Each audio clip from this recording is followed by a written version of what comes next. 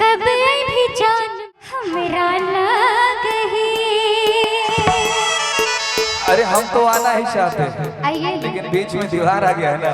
अच्छा अभी नहीं आई वो तोरा अरे गौआ के योरी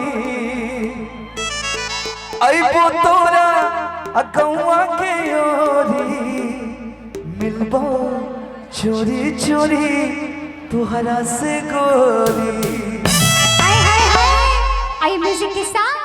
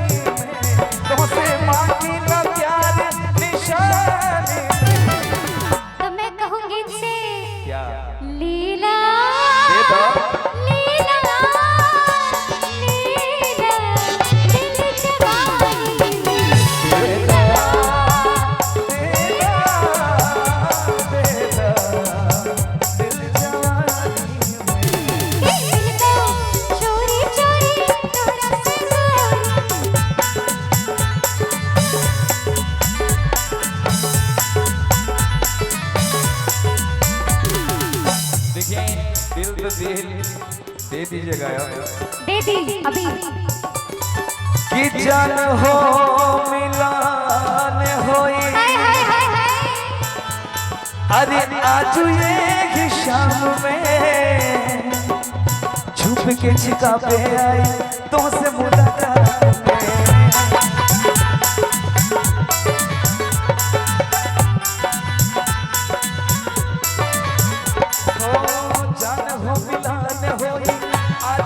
शाम में बचा के आई तो से मुलाकात में।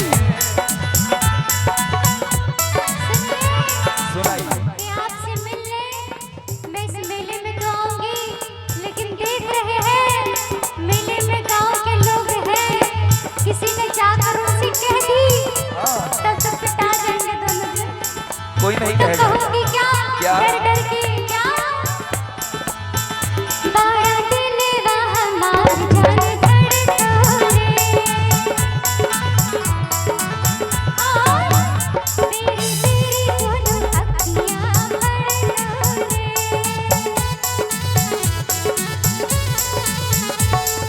प्यार हमार केहू ना तोड़ी। अरे केहू ना तोड़ी हो प्यार हमार केहू ना तोड़ी।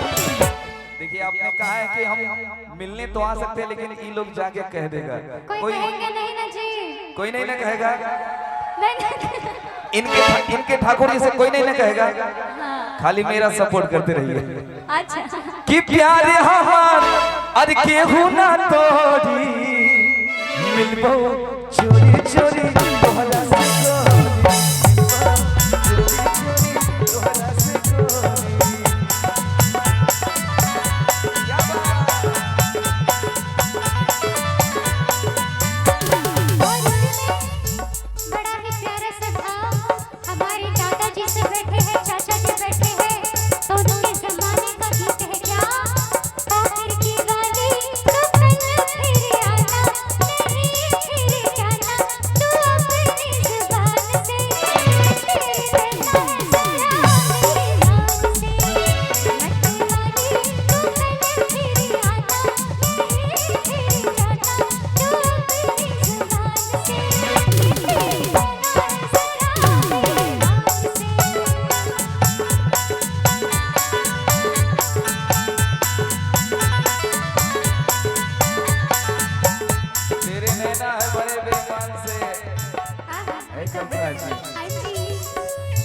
कि झूठा हो कि जान तू अरे होलू परेशान हो तोहरा ये जान के ना होई कुछ जान हो